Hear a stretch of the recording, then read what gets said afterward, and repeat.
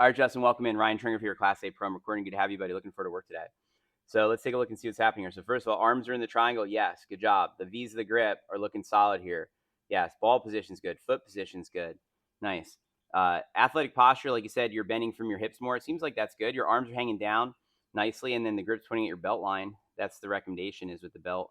Let's see where your balance is from your shoulder to your feet.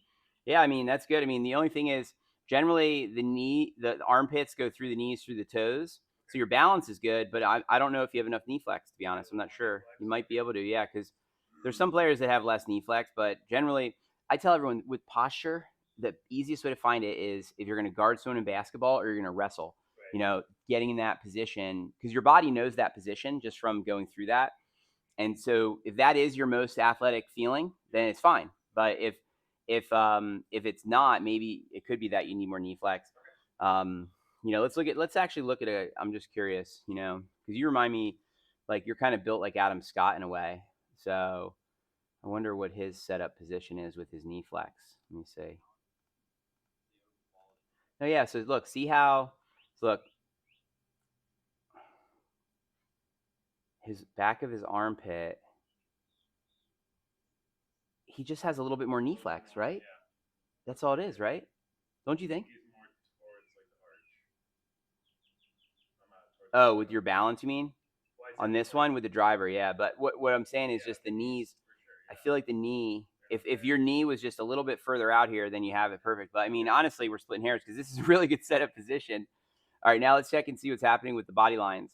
It's funny. I had a student ask me the other day how long I've been drawing these lines, and I learned about them in 2004, and I've been drawing them on myself and others ever since. And it's just a matter of like getting in the lines because if you're in the lines, then things are usually better. You know what I mean? One of my students this morning, who's an 8 handicap, just shot a 73, and it was just we just did a session working on the lines. And it gives you more confidence too, right? Because then oh, I'm doing it right, and then it makes you feel like good out there versus like I don't know what I'm doing. You know what I'm saying? All right, let's take a look and see what we got. So going back here. All right, so one of the big ones for you is in the take back, getting your toe up.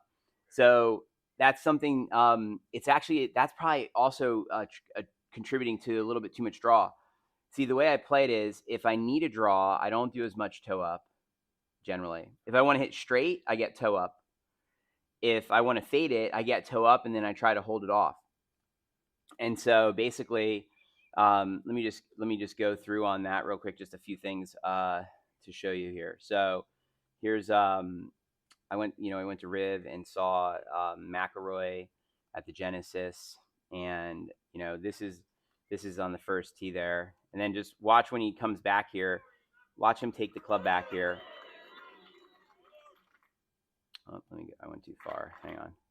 Let me try that again.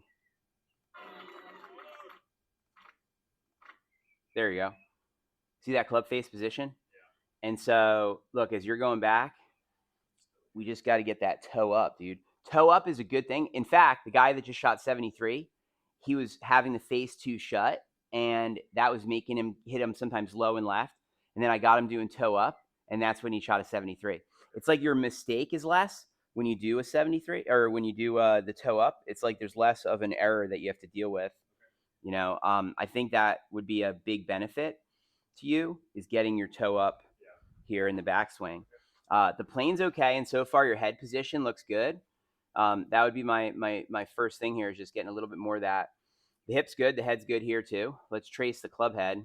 It looks like the plane is nice, going up the plane really good here. Let's say, yep, you're going straight back and up the plane.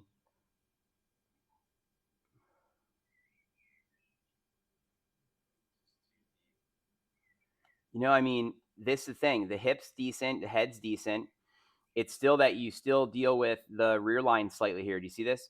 Now, it might. Oh wait, actually, if you look at the weight shifting in your feet, watch this. As you're reaching your top, do you see where your balance goes? Yeah, doesn't you see that?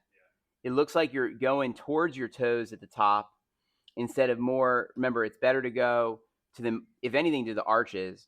Some players think about staying on the balls of the feet from the setup to the top, but a lot of players that go forward, a good thought is to kind of like feel like you're almost moving away a little bit. So we got to clean that up here today, a little bit of the balance here. And then let's take a look here as you come down on it. Okay, so you bring it down in a really nice swing plane now. So the club is coming down nicely from the inside here, Justin. Good job there. I like that. Yeah, look, it's just the lower body position here. You kind of went AWOL on your lower body, if you will. You know, is that what started it? Maybe. And then so then your hip gets a little outside the line here instead of it. See, that's where when you're hitting the ball, you almost want to feel like it goes that way. Look, see how I'm going here, more than I'm going forward slightly there. So now let me check the arc, and then we'll do some work on this stuff here. But so far, it's the toe up, and then the rear line still that you need to put more time on. I know the chair drill is annoying, but it really is the drill. Funny story on that. I had a housewife. Listen to this. In 14 days, she fixed her rear position like solid, and I was like, I don't get it. Like, how'd you do it? And she's like, well, I went to the range, and I was like, did you bring a chair with you? She said, no, they have chairs there. I used somebody else's chair, and then I gave it back. And I was like, okay. I was like, well, that's smart. Listen to this. The famous doctor I saw this morning, he won't do the chair drill. He won't do it at Kodo. He's like, I'm not doing it. I look stupid. I'm not doing it. He says, and it's been 2 years and his butt still comes off the line. You know what I'm saying? And it's like, but the housewife, 14 days fixed it, because she just kept doing it, so you just got to keep, I know it's annoying drill. No one loves the drill. The arc's fine. Your plane's good. Look, your head position's good. You got the reverse K going here. My 2 complaints for you right now are the toe up in the backswing, because that'll reduce your hooking. And then the face, because look, your club face on this, look at this. The face angle on this last one's 12 left, 4 left. This was better. Those are better there, but you were the ones that get too hooky. I would say it's from that toe up not happening, and then the club face comes through here, little twisted coming through, but it's probably from not getting the toe up. And then right here again, good extension, right? But again, the hip had to be further back here on the way through the ball, and then around you go to your finish.